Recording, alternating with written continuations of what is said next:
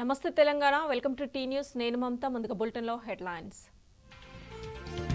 సిద్దిపేటలో హరీష్ రావుకు వ్యతిరేకంగా ఫ్లెక్సీలు కాపలాగా పోలీసులు తొలగించాలని బీఆర్ఎస్ శ్రేణుల ఆందోళన అరెస్ట్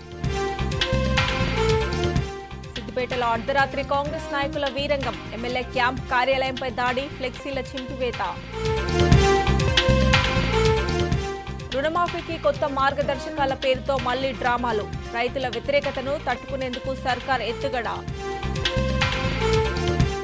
రైతాంగాన్ని మోసం చేసిన రేవంత్ రెడ్డిపై చీటింగ్ కేసు పెట్టాలి ఆయన చీఫ్ మినిస్టర్ కాదు కటింగ్ మాస్టర్ అన్న కేటీఆర్ కోల్కతా ఘటనపై తారాస్థాయికి నిరసనలు నేడు దేశవ్యాప్తంగా అన్ని ఆసుపత్రుల్లో ఓపీ సేవలు బంద్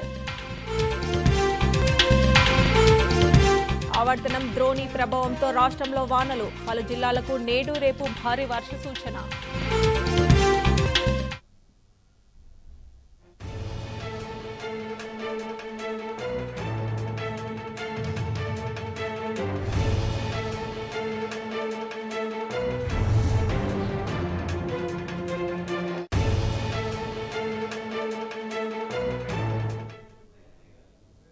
అప్డేట్ చూస్తే సిద్దిపేట పట్టణం బీజేఆర్ చౌరస్తాలో అర్ధరాత్రి ఉద్రిక్తత చోటు చేసుకుంది. ఎమ్మెల్యే హరీష్ రావుకు వ్యతిరేకంగా సిద్దిపేటలో కాంగ్రెస్ పార్టీ ఫ్లెక్సీలు ఏర్పాటు చేసింది. ఫ్లెక్సీలను తొలగించాలని పోలీసులకు మున్సిపల్ అధికారులకు ఫిర్యాదు చేసినా పట్టించుకోలేదు. దీంతో సిద్దిపేట బీజేఆర్ చౌరస్తా వద్ద బీఆర్ఎస్ నేతలు కార్యకర్తలు ఆందోళనకు దిగారు. ఫ్లెక్సీలను తొలగించాలని రోడ్డుపై బైఠాయించి నిరసన తెలిపారు. ఈ క్రమంలో బీఆర్ఎస్ శ్రేణులతో కాంగ్రెస్ కార్యకర్తలు వాగ్వాదానికి దిగారు. కాంగ్రెస్ కార్యకర్తలను అడ్డుకొని పోలీసులు కాంగ్రెస్ పార్టీ వేసిన ఫ్లెక్సీలకు కాపలాగా నిలిచారు. ఇక బీఆర్ఎస్ నేతలను అక్రమంగా అరెస్ట్ చేసి 3 టౌన్ పోలీస్ స్టేషన్ కు తరలించారు. విషయం తెలుసుకున్న బీఆర్ఎస్ నాయకులు పోలీస్ స్టేషన్ వద్ద ధర్నా నిర్వహించారు. పోలీసులు కాంగ్రెస్ పార్టీకి కొమ్ము కాస్తున్నారని బీఆర్ఎస్ నేతలు ఫైర్ అయ్యారు.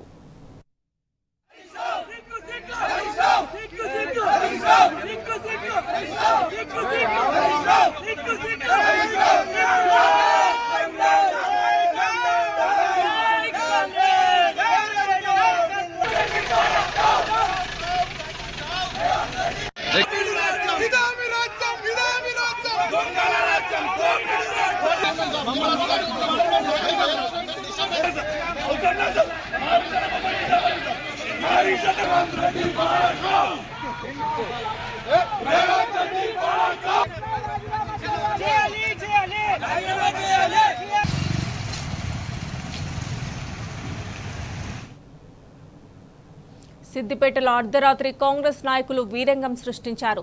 ఎమ్మెల్యే హరీష్ రావు క్యాంప్ కార్యాలయంపై దాడికి తెగబడ్డారు. ఎమ్మెల్యే క్యాంప్ ఆఫీసులోకి దూసుకెళ్లి ఫర్నిచర్ను ధ్వంసం చేయడంతో పాటు అక్కడున్న ఫ్లెక్సీలను చింపేశారు. ఇంత జరుగుతున్నా పోలీసులు మాత్రం చోద్యం చూస్తూ నిలబడ్డారు. పోలీసులు కాంగ్రెస్ కార్యకర్తలను కనీసం అడ్డుకునే ప్రయత్నం కూడా చేయలేదు. ఎమ్మెల్యే హరీష్ రావు క్యాంప్ ఆఫీస్పై దాడిని నిరసిస్తూ సిద్దిపేట 3 టౌన్ పిఎస్ వద్ద బీఆర్ఎస్ శ్రేణులు ఆందోళన చేపట్టారు. ఆఫీస్పై దాడికి పాల్పడిన కాంగ్రెస్ నేతలను అరెస్టు చేయాలని పిఎస్ ముందు బైఠాయించి ధర్నా చేపట్టారు.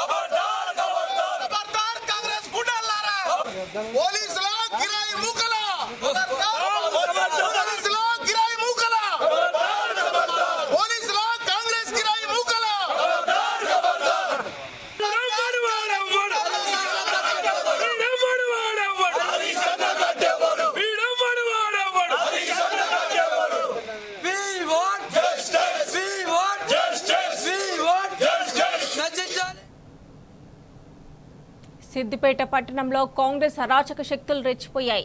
బీజేఆర్ చౌరస్తాలో ఎమ్మెల్యే హరీష్ రావుకు వ్యతిరేకంగా ఫ్లెక్సీలను ఏర్పాటు చేయడంతో పాటు క్యాంప్ కార్యాలయంపై దాడికి తెగబడ్డారు.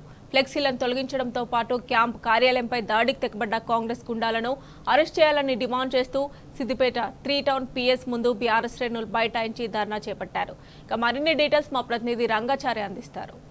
మంత్రి సిద్దిపేట ఎమ్మెల్యే హరీష్ రావుపై అనుచితమైనటువంటి కామెంట్స్ చేస్తూ సిద్దిపేటలో కాంగ్రెస్ నాయకులు పలు కూడళ్లలో ఫ్లెక్సీలు ఏర్పాటు చేశారు. ఈ నేపథ్యంలో బీఆర్ఎస్ పార్టీ నాయకులంతా ఆ ఫ్లెక్సీలకు వ్యతిరేకంగా ఆందోళన చేపట్టారు. అటు ప్రజాస్వామిక పద్ధతిలో వాళ్ళంతా వెళ్ళి అటు 1 టౌన్ పోలీస్ స్టేషన్లో మున్సిపల్ కార్యాలయంలో కూడా వాళ్ళు ఫిర్యాదు చేయడం జరిగింది. ఆ ఫిర్యాదులు ఏమాత్రం పట్టించుకోకుండా ఫ్లెక్సీలను అదే పద్ధతిలో కొనసాగించిన నేపథ్యంలో సాయంత్రం ఈ రాత్రి బీఆర్ఎస్ పార్టీ నాయకులంతా కూడా అక్కడికి వచ్చి బీజేఆర్ చౌరస్తా వద్దకు వచ్చి వాటిని తొలగించాలని చెప్పి డిమాండ్ చేస్తూ ఆందోళన చేపట్టారు. ఈ నేపథ్యంలో అక్కడికి వచ్చినటువంటి కాంగ్రెస్ పార్టీ నాయకులు కార్యకర్తలు బీఆర్ఎస్ పార్టీ నాయకుల్ని అడ్డుకొని వాళ్లతో గొడవకు దిగినటువంటి పరిస్థితి ఉంది. ఆ గొడవ నేపథ్యంలో అక్కడ చేరుకున్నటువంటి పోలీసులంతా కూడా ఇటు బీఆర్ఎస్ నాయకుల్ని అరెస్ట్ చేసి 3 టౌన్ పోలీస్ స్టేషన్ తరలించారు. ఒకవైపు బీఆర్ఎస్ పార్టీ నాయకుల్ని 3 టౌన్ పోలీస్ స్టేషన్ తరలించి తీసుకొచ్చి ఇక్కడ కూర్చున్న సమయంలోనే అక్కడ కాంగ్రెస్ పార్టీ నాయకులంతా కూడా MLA Harish Rao camp office వద్దకు వెళ్ళి క్యాంప్ ఆఫీస్ వద్ద ఉన్నటువంటి హరీష్ రావు ఫ్లెక్సీలను చింపివేశారు.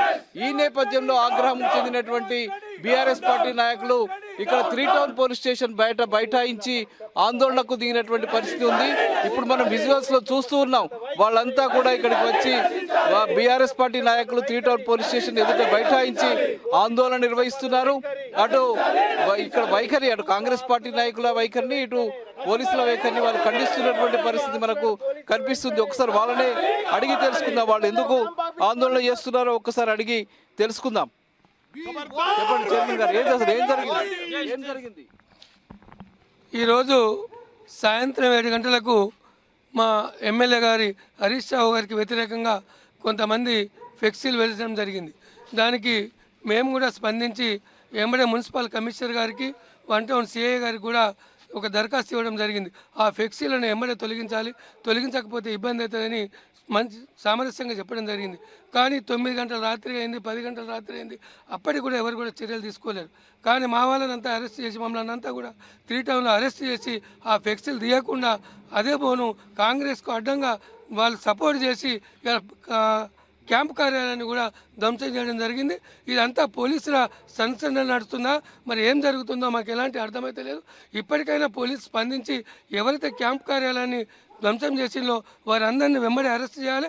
అరెస్ట్ చేసాక కూడా ఇదే 3 టౌన్ పోలీస్ స్టేషన్ ఇదే ధర్నా చేస్తాం. ఈరోజు రుణమాఫీకి సంబంధించి ఒక అసత్య ప్రచారంతో కూడుకున్న మా సిద్దిపేట ప్రజాప్రతినిధి పైన వారి గౌరవాన్ని భంగపరిచేలాగా అదే రకంగా బీఆర్ఎస్ పార్టీ శ్రేణులు సిద్దిపేట ప్రజల మనోభావాలు దెబ్బతినేలాగా ఈరోజు కాంగ్రెస్ పార్టీ వాళ్ళు కొన్ని ఫ్లెక్సీలు అభ్యంతరకరంగా అనధికారికంగా ఏర్పాటు చేస్తే మేము చట్టరీత్యా చాలా సంయమనంతో 1 టౌన్ సిఐ గారికి ప్రత్యేకించి అదే రకంగా మున్సిపల్ అథారిటీస్కు మేము కంప్లైంట్ చేసినాం. వాళ్ళు పూర్తిగా అధికార పార్టీ వైపు పక్షపాతంగా ఉంచి వాళ్ళని అక్కడనే ఉంచి మా బీఆర్ఎస్ పార్టీ శ్రేణులను అందరినీ కూడా ప్రివెంటివ్ అరెస్ట్ అని చెప్పి తీసుకొచ్చి మమ్మల్ని అందరినీ కూడా 3 టౌన్ పోలీస్ స్టేషన్లో ఇక్కడ ఉంచిండ్రు. క్యాంప్ ఆఫీస్ అనేది అది ఒక ప్రత్యేకమైన ప్రైవేట్ ఆస్తి కాదు, ప్రభుత్వ ఆస్తి. ప్రభుత్వ ఆస్తిని కాపాడాల్సిన బాధ్యత పౌరుల కంటే మాకంటే ఎక్కువ పోలీసుల పైన ఉన్నది. వాళ్ళ సమక్షంలోనే దాడి జరగడం చాలా శోచనీయం. ఆ కాంగ్రెస్ గుండాలను అరెస్ట్ చేసేంత వరకు ఇదే రకమైన నిరసనను ధర్నాను తెలియజేస్తామని చెప్పి మేము ఇక్కడ కూర్చున్నాం. చెప్పండి. 2014 వరకు కొనసాగినటువంటి తెలంగాణ ఉద్యమంలో కూడా సిద్దిపేట ప్రజల్ని, ఇతర పార్టీల నాయకులను, అధికార పార్టీ నాయకులను కూడా కాపాడుకొని ఉద్యమాన్ని కొనసాగించినటువంటి గడ్డ సిద్దిపేట గడ్డ. కానీ ఇవాళ ఒక అమానుషమైనటువంటి మరి రాష్ట్ర ప్రభుత్వ పరిపాలన నడుస్తూ ఉంది. సిద్దిపేట పట్టణంలో ఇవాళ హరీష్ రావు గారికి వ్యతిరేకంగా హరీష్ రావు గారిని కించపరిచే విధంగా వేసినటువంటి ఆ యొక్క ఫ్లెక్సీలు తీయాలని చెప్పి మేము శాంతియుతంగా పోలీసులను మున్సిపాలిటీ వారిని అడగగా వారు మాకు సహకరించాల్సింది పోయి ఫ్లెక్సీలను తీసేయాల్సింది పోయి మరి వాళ్ళ వాటికి సిద్దిపేట క్యాంప్ ఆఫీస్లో ఉన్నటువంటి హరీష్ రావు గారి ఫ్లెక్సీని, సిద్దిపేట క్యాంప్ కార్యాలయము అని రాసినటువంటి ఒక ఫ్లెక్సీని చించి అక్కడ ఉన్నటువంటి తాళాలను పగలగొట్టి ప్రభుత్వ ఆస్తిని ధ్వంసం చేసినా కూడా వాళ్ళని అరెస్ట్ చేయకపోవడం, అక్కడ పోలీసులు కూడా అక్కడే ఉండి మరి సినిమా చూస్తున్నట్టుగా చూడడం మాకు వింతగా కనబడుతూ ఉంది. రేపటి నుంచి సిద్దిపేట పట్టణంలో అధికారులు నిష్పక్షపాతంగా వ్యవహరించినటువంటి అధికారులందరికీ ఒక పింక్ నోట్బుక్ను మేము రేపటి నుంచి రాస్తామని చెప్పి కూడా ఈ సందర్భంగా తెలియజేస్తా ఉన్నాం. సిద్దిపేటలో అలజడి సృష్టించి ప్రశాంత వాతావరణం ఉన్నటువంటి సిద్దిపేటని వీళ్ళు అలజడి సృష్టిస్తున్నారు. వీళ్ళు హైదరాబాద్లో అధికారికంగా వాళ్ళు ఫ్లెక్సీలు తొలగించడం జరిగింది. మైనంపల్లి హనుమంతరావు అక్కడ తొలగించిందని చెప్పేసి ఇక్కడ రాజకీయ పబ్బం గురించి ఇక్కడ సిద్దిపేటలో తన రౌడీలతోని గుండాలతోని ఇక్కడ ఫ్లెక్సీలు వెలువడం జరిగింది. పోలీస్ వాళ్ళు దగ్గరుండి వాళ్ళు దాన్ని పట్టించుకోకుండా కావాల్సుకొచ్చి మమ్మల్ని సిద్దిపేట ప్రశాంత వాతావరణంలో ఉండకుండా చేద్దామని ఇక్కడ ఉన్న యువకులని అదేవిధంగా విద్యార్థులని మొత్తం అందరినీ రెచ్చగొట్టే ప్రయత్నం చేస్తున్నారు. దేవాలయం లాంటి ఎమ్మెల్యే క్యాంప్ కార్యాలయాన్ని తరలించి దాన్ని ధ్వంసం చేస్తే ఈ ఉన్నటువంటి పోలీస్ డిపార్ట్మెంట్ వారు ఏం సంకేతం ఇస్తున్నట్టు? కాంగ్రెస్ పార్టీ గుండాలకు తొత్తులుగా వీళ్ళు వ్యవహరిస్తున్నారా? బీఆర్ఎస్ పార్టీ నాయకులు చెప్తున్న విషయం ప్రధానంగా హరీష్ రావుకు వ్యతిరేకంగా అనుచిత వ్యాఖ్యలు చేస్తూ అనుచితమైనటువంటి కామెంట్స్ని అందులో పేర్కొంటూ ఏర్పాటు చేసినటువంటి ఫ్లెక్సీలను తొలగించాలని చెప్పి ప్రజాస్వామ్యబద్ధంగా తాము చేసిన డిమాండ్ను పక్కకు పెట్టి తమను అరెస్ట్ చేసి అక్కడ కాంగ్రెస్ పార్టీ నాయకులను పురిగొలిపి వాటిని ఎమ్మెల్యే క్యాంపు కార్యాలయంపై దాడి చేసినా కూడా పోలీసులు పట్టించుకోకుండా దాడి చేయించారని చెప్పి వీళ్ళు ఆరోపిస్తున్నారు. ఆ దాడి చేసిన వ్యక్తుల్ని, ఆ ఫ్లెక్సీని ఏర్పాటు చేసిన కాంగ్రెస్ నాయకుల్ని తక్షణమే అరెస్ట్ చేయాలని, లేని పక్షంలో పెద్ద ఎత్తున తమ ఆందోళన కొనసాగిస్తామని చెప్పి బీఆర్ఎస్ పార్టీకి సంబంధించిన నాయకులు స్పష్టం చేయడం జరుగుతున్నది. కెమెరామెన్ వెంకట్తో Rangachari, T News, 3 town police station.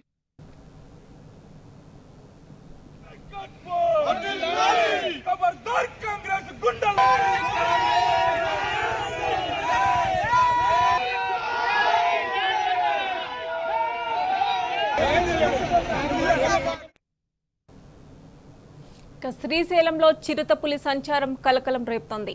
నిన్న సాయంత్రం రుద్ర పార్క్ వద్ద చిరుతపులి కనిపించింది. చిరుత సంచారాన్ని భక్తులు సెల్ ఫోన్లో చిత్రీకరించారు. గతంలోనూ పలుమార్లు చిరుత సంచరించిన ఆనవాళ్లు ఉండగా ఇప్పుడు మరోసారి చిరుత సంచరిస్తూ ఉండడంతో భక్తులు భయాందోళనకు గురవుతున్నారు.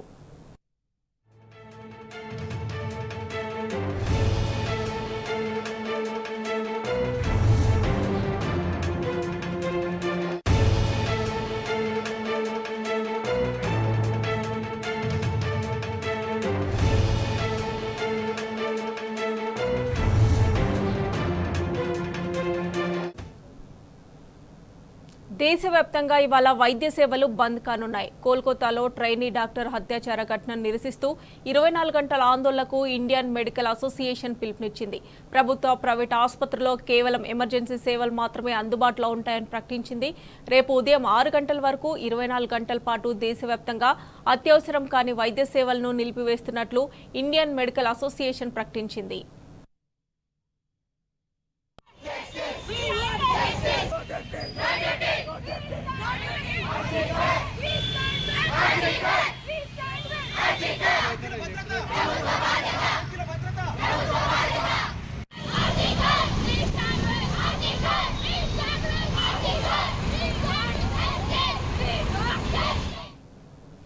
ఐఎంఏ కేంద్ర ప్రభుత్వం ముందు 5 డిమాండ్లు ఉంచింది. ఎయిర్పోర్ట్ల మాదిరిగా దేశవ్యాప్తంగా ఉన్న దవాఖానాలను కూడా సేఫ్ జోన్లుగా ప్రకటించాలని ఐఎంఏ డిమాండ్ చేసింది.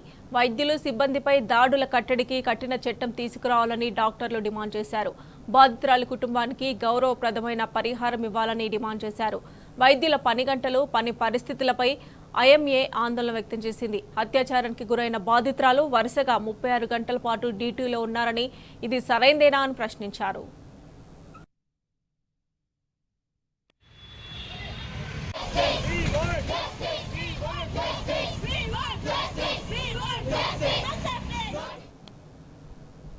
పశ్చిమ బెంగాల్ ఘటనపై ఆందోళనను ఉధృతం చేశారు వైద్యులు. నేటి నుంచి నిమ్స్ వైద్యులు సమ్మెబాట పట్టనున్నారు. కేవలం అత్యవసర సేవలు మాత్రమే కొనసాగుతున్నాయి. ఫ్యాకల్టీ కూడా సమ్మెలోకి దిగుతున్నారు. అయినా ప్రభుత్వం మాత్రం ఇప్పటివరకు ఎలాంటి ప్రత్యామ్నాయ ఏర్పాటు చేయలేదు. ఇక నిమ్స్లో కొత్త రోగులను ఎవరిని అడ్మిట్ చేసుకోబోమని వైద్యులు ప్రకటించారు. ఇప్పటికే ఉస్మానియా గాంధీ ఆసుపత్రిలో ఓపీ సేవలు నిలిచిపోయాయి. ఇండియన్ మెడికల్ అసోసియేషన్ నిర్ణయాల మేరకు సీనియర్ వైద్యులు కూడా సమ్మెలోకి వెళ్లే ఆలోచనలో ఉన్నారు. ఒకవేళ అదే జరిగితే రోగుల పరిస్థితి దయనీయంగా మారనుంది.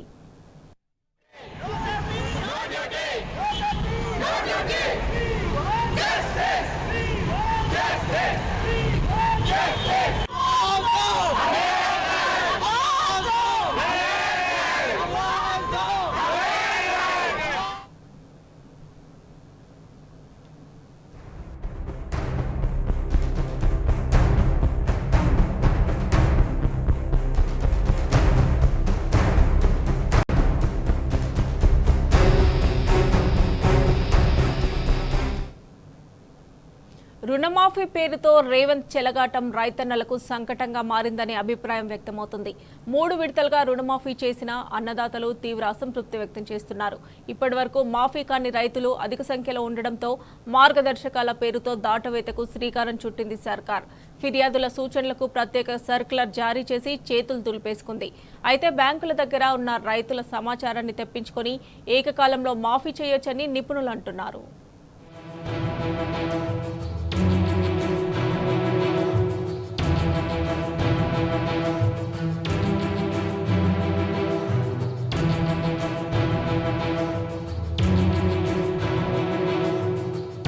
రుణమాఫీ కథ మళ్లీ మొదటికి వచ్చింది.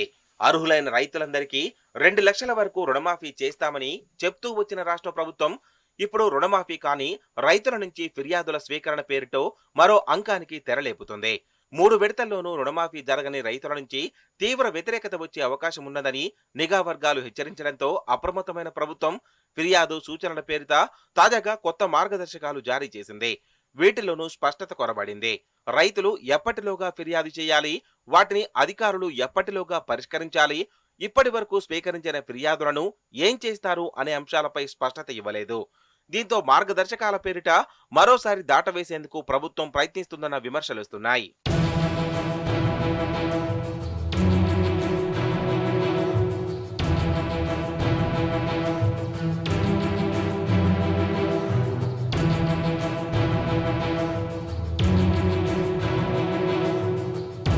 నిజానికి 2 లక్షల వరకు పంట రుణాలను అందరికీ ఒకేసారి మాఫీ చేస్తామని చెప్పిన ముఖ్యమంత్రి రేవంత్ రెడ్డి ఆ తర్వాత వాటిని 3 దఫాలుగా మాఫీ చేస్తామంటూ మాట మార్చారు. మొదటి విడత రుణమాఫీ జూలై 18న, రెండో విడత జూలై 30న, మూడో విడత ఆగస్టు 15న చేపట్టారు. మొదటి విడతలోనే రాష్ట్రంలో లక్షలాది రైతుల పేర్లు గల్లంతయ్యాయి. దీంతో రైతుల నుంచి తీవ్ర వ్యతిరేకత వచ్చింది. అయితే మొదటి జాబితాలో మాఫీ కాని వారికి రెండో విడతలో అవుతుందని, అప్పటి వరకు ఓపిక పట్టాలంటూ అధికారులు సర్ది చెప్పడంతో రైతులు కాస్త మెత్తబడ్డారు. రెండో విడతలో కూడా తమ పేర్లు కనిపించకపోవడంతో ఫిర్యాదులు చేసే రైతుల సంఖ్య పెరిగింది. దీంతో మూడో విడత వరకు ఓపిక పట్టాలని అధికారులు సూచించడంతో రైతులందరూ ఇప్పటి వరకు ఎదురుచూశారు. మొదటి 2 విడతల్లో రుణమాఫీ జరగలేదని స్పష్టంగా రైతులకు తెలిసినా చాలా మంది ఆ విషయాన్ని మీడియాలో కానీ సోషల్ మీడియాలో కానీ పంచుకోవడానికి ముందుకు రాలేదు. ఈ రోజు కాకపోతే రేపైనా మాఫీ అవుతుందన్న కోణంలో ఆలోచించి కోపాన్ని దిగమింగుకున్నారు. మూడో విడతలోనూ తమ పేర్లు లేకపోవడంతో రైతుల్లో ఆగ్రహం పెళ్లిబీగుతోంది. ఇన్నాళ్లు వేచి చూసిన రైతులు ఇక ఓపిక పట్టే పరిస్థితుల్లో లేరన్న విషయాన్ని నిఘా వర్గాలు ప్రభుత్వానికి చేరవేశాయి.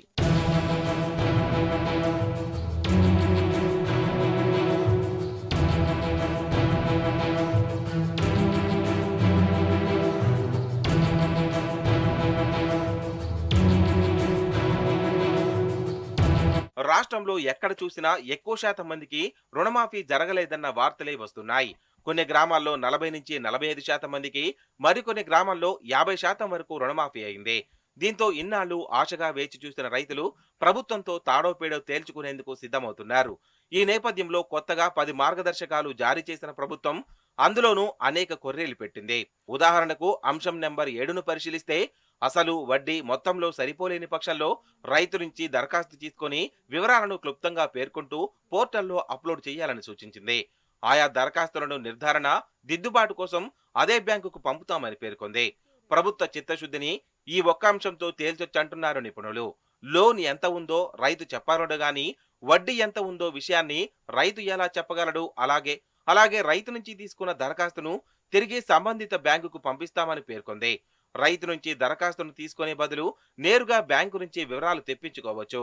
అయితే సాగదీసే వ్యూహంతోనే మళ్లీ దరఖాస్తుల అంకానికి తెరలేపుతున్నారనే అభిప్రాయం వ్యక్తమవుతోంది.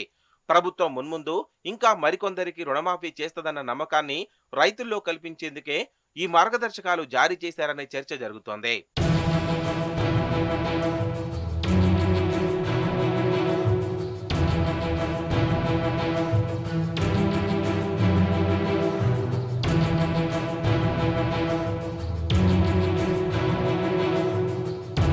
రుణమాఫీ ప్రక్రియను గతంలో 2 సార్లు బీఆర్ఎస్ ప్రభుత్వం నిర్వహించింది.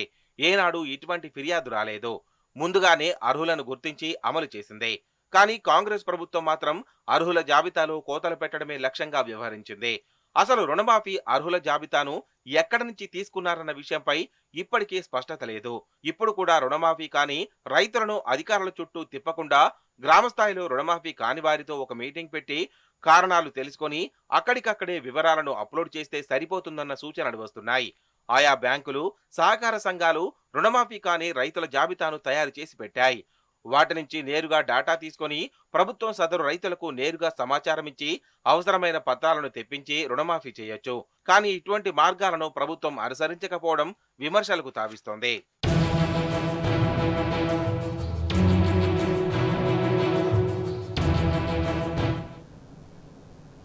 రుణమాఫీపై సీఎం రేవంత్ రెడ్డికి కేటీఆర్ సవాల్ విసిరారు. 100% రుణమాఫీ జరిగిందని ఒక్క రైతు చెప్పినా తాను రాజకీయాలను వదిలేస్తానని తేల్చి చెప్పారు. మొత్తం 2 లక్షల రుణమాఫీ కోసం 40,000 కోట్లు కావాలని ఒకసారి, 35,000 కోట్లని మరోసారి చెప్పారని గుర్తు చేశారు. చివరకు 17,000 కోట్లు మాత్రమే రుణమాఫీ చేసి రైతులను కాంగ్రెస్ మోసం చేసిందని కేటీఆర్ ఫైర్ అయ్యారు. రేవంత్ రెడ్డి కాంగ్రెస్ పార్టీ చెప్పిన ఈ రుణమాఫీ ఏదైతే ఉందో ఇది స్వతంత్ర భారత చరిత్రలోనే అతి పెద్ద ద్రోహం రైతులకి. మేనిఫెస్టోలో మాట ఇచ్చి డిసెంబర్ 9 నాడే 2 లక్షల రుణమాఫీ అని చెప్పి చేసిన అతి పెద్ద మోసం ఈ రుణమాఫీ. అర్హులైన రైతుల్లో కనీస సగం మంది కూడా కాలేదు. ఒకటే రోజు ఒకటే సంతకంతో అర్జెంటుగా 2 లక్షల రుణమాఫీ చేస్తా అని చెప్పింది రేవంత్ రెడ్డి. ఒకే సంతకంతో సింగిల్ స్ట్రోక్లో. రెండో మాట ఏమన్నారు ఆయన? నిన్న మొన్నటిదాకా కేసీఆర్ గారు 1,00,000 రూపాయలు రుణమాఫీ ఏదైతే చేసినారో ఆ రుణమాఫీ పొందిన వాళ్ళు కూడా మీరు అర్జెంటుగా బ్యాంకుకు పోండి, వెంటనే 2 లక్షలు తెచ్చుకోండి, నేను వస్తున్నా డిసెంబర్ 9 నాడు రుణమాఫీ చేస్తున్నా అని చెప్పిందే రేవంత్ రెడ్డి గారు. 40,000 కోట్ల రూపాయలు. ఏ పాటిదయ్యా 40,000 కోట్లు? ఒక్క సంవత్సరం నేను కడుపు కట్టుకుంటే చాలు 40,000 కోట్లు అనాయాసంగా కట్టేస్తా. ఇది ఆయన నోట్లోంచి వచ్చిన మాట. కావాలంటే మీకు ప్లే చేసి చూపెడతా. దాని పర్యవసానంగా పేపర్లు రాసింది ఆనాడు. ఏం రాశారు? ఇది సాక్షి పత్రిక. 40,000 కోట్ల రూపాయలతో రుణమాఫీ. ఎట్లా వచ్చారు ఈ అంచనాకు? రేవంత్ రెడ్డి గారు ఏ రోజైతే చెప్పారో ఒక సంవత్సరం కడుపు కట్టుకుంటే 40,000 కోట్ల రుణమాఫీ ఈజీగా చేయొచ్చు అని చెప్పిండో, ఇక ఇది 40,000 కోట్ల లెక్క. సరే, మరొక పత్రిక ఏం చేసింది? 40,000 కాదు 35,000 కోట్లు అవుతుంది అని చెప్పి ఈనాడు పత్రిక. ఇక్కడ సాక్షి రాస్తే మళ్ళీ సాక్షి రాసింది వాళ్ళకి ఏదో ఎజెండా ఉందంటారు. అందుకే ఈ పత్రిక కూడా వచ్చిన ఈనాడు పత్రిక. వీళ్ళు ఏమన్నారు? 40,000 కాదు 35,000 కోట్లు అవుతుంది. 35,000 కోట్లు ఎట్లా? జూలై మాసం రాగానే ఎలక్షన్ అయిపోయింది, లెక్క మారింది. 40,000 కోట్లు పోయింది, 35,000 కోట్లు పోయింది, లెక్క మారింది. 31,000 కోట్లతోనే రుణమాఫీ అని క్యాబినెట్ తీర్మానం చేసింది అని పత్రికలు రాసినాయి. 31,000 కోట్లు మాఫీ చేయాలని నిర్ణయం తీసుకున్నాము, ఇది క్యాబినెట్ తీర్మానం అని తెలంగాణ చీఫ్ మినిస్టర్స్ ఆఫీస్ నుంచి అఫీషియల్ హ్యాండిల్ నుంచి వారు చేసిన ట్వీట్. ఎన్నికలకు ముందేమో ప్రతి రైతుకు రుణమాఫీ చేస్తా, ప్రతి రైతు అర్హుడే, రేషన్ కార్డు నిబంధన లేదు, ఇన్కమ్ ట్యాక్స్ నిబంధన లేదు, ఏ షరతులు లేవు, అందరికీ అన్నీ. ఎన్నికలు అయిపోగానే కొందరికే కొన్ని కొరీలు పెట్టడం, ఆంక్షలు పెట్టడం, కోతలు పెట్టడం. రుణమాఫీ ఇప్పుడు చూస్తే లెక్కలు చూస్తే ఉద్యోగికి కట్ రుణమాఫీ, పెన్షనర్కు కట్, ఇన్కమ్ ట్యాక్స్ కట్టిన వాళ్ళకు కట్, రేషన్ కార్డు లేకుంటే కట్. ఇవన్నీ చెప్పినరా ముందు?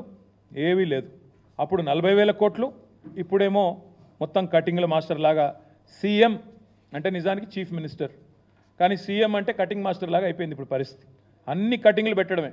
ఎట్లా రుణమాఫీని కట్ చేసి 40,000 కోట్ల నుంచి తగ్గించాలా, ఎట్లా ఏదో ఒక రకంగా చేసినామని పోజులు కొట్టాలా. ఇది ఈరోజు రేవంత్ రెడ్డి గారి ప్రభుత్వం చేస్తున్న వైఖరి.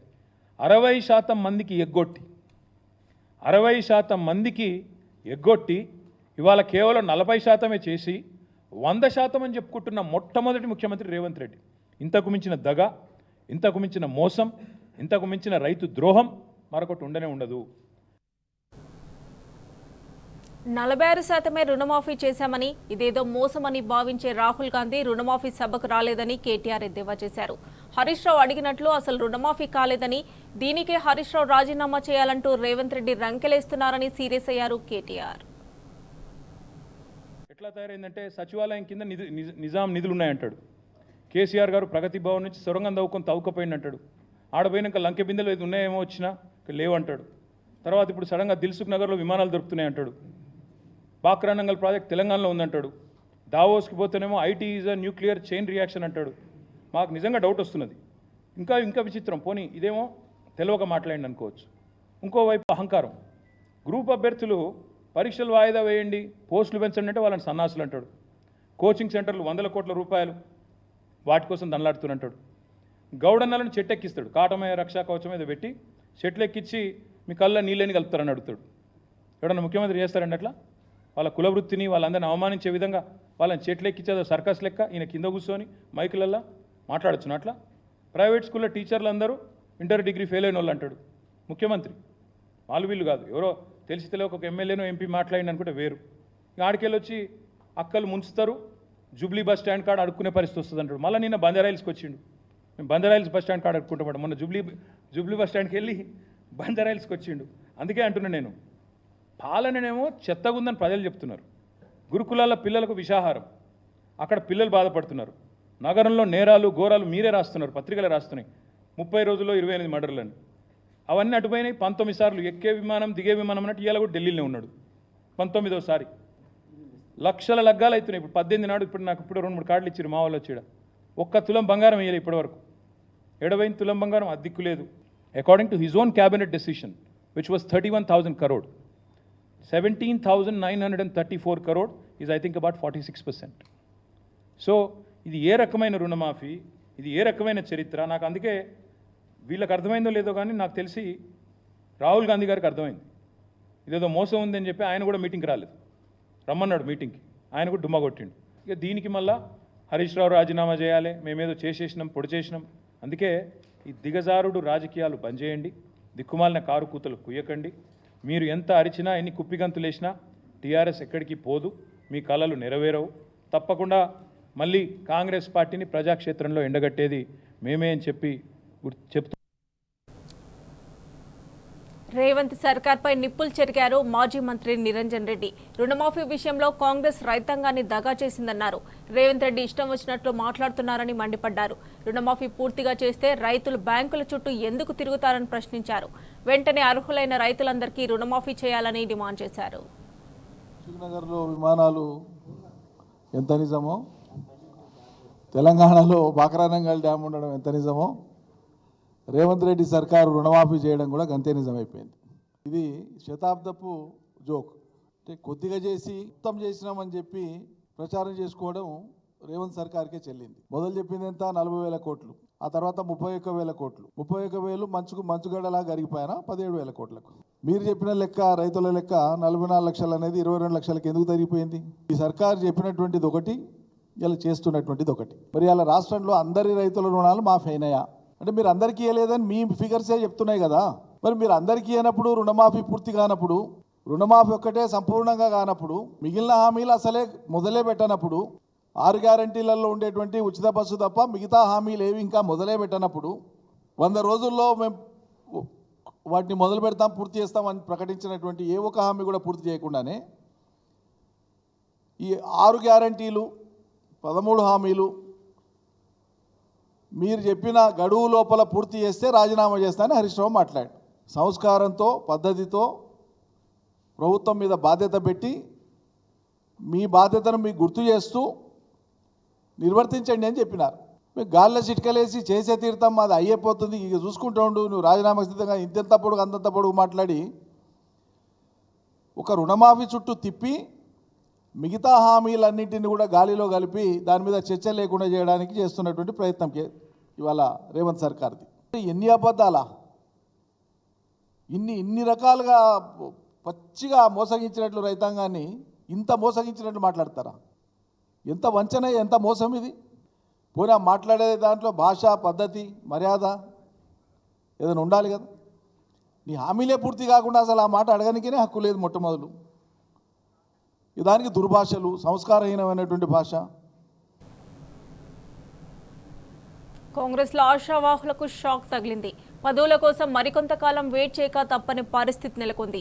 సీఎం రేవంత్ హస్తిన పర్యటనతో పదవుల పందేరంపై క్లారిటీ వస్తుందని భావించిన నేతలకు నిరాశ ఎదురైంది. ముఖ్యమంత్రి రేవంత్ ఒక్క రోజులోనే ఢిల్లీ పర్యటన ముగించడంతో పదవులు ఆశించే నేతలకు మింగుడు పడ్డం లేదు.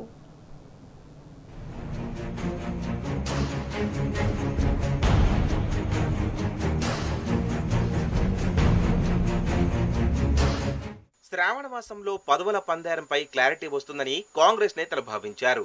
అమెరికా పర్యటన తర్వాత హస్తిన టూర్ వెళ్లిన సీఎం రేవంత్ పీసీసీ చీఫ్, మంత్రివర్గ విస్తరణ, నామినేటెడ్ పోస్టుల భర్తీపై అధిష్టానంతో చర్చించి ఓ కొలిక్కి తెస్తారని ఆశాబహులంతా భావించారు. సీఎం హైకమాండ్తో పదవుల గురించి చర్చించకుండానే తెలంగాణకు వెనుదిరగడం పదవులు ఆశిస్తున్న నేతలకు దిమ్మ తిరిగే షాక్ ఇచ్చినట్లు గాంధీభవన్ వర్గాలు చెబుతున్నాయి.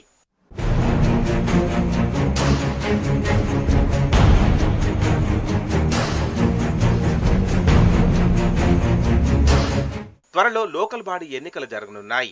కుల గణన నిర్వహించిన తర్వాత స్థానిక సంస్థల ఎన్నికలు నిర్వహించాలని ప్రభుత్వం భావిస్తోంది. అయితే ఇప్పటికే మంత్రివర్గ విస్తరణ, పీసీసీ చీఫ్ నియామకంతో పాటు నామినేటెడ్ పోస్టులను భర్తీ చేస్తే క్షేత్రస్థాయిలో పార్టీకి నష్టమన్నది గాంధీభవన్ వర్గాల వాదన ఉంది. అందులో భాగంగానే పదవుల పందేరానికి హైకమాండ్ బ్రేక్ వేసిందన్న టాక్ పార్టీలో నడుస్తోంది.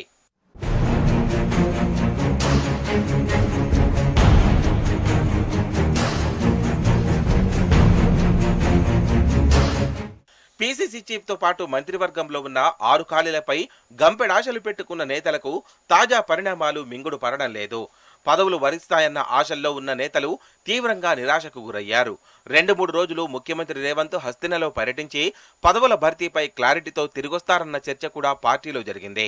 కానీ అధిష్టానం తీరుతో మంత్రివర్గంలో బెర్తు ఆశించే ఎమ్మెల్యేలు, పీసీసీ చీఫ్ పై కన్నేసిన నేతలతో పాటు కార్పొరేషన్ చైర్మన్ పదవులను ఆశించిన నేతలకి నిరాశ ఎదురైంది.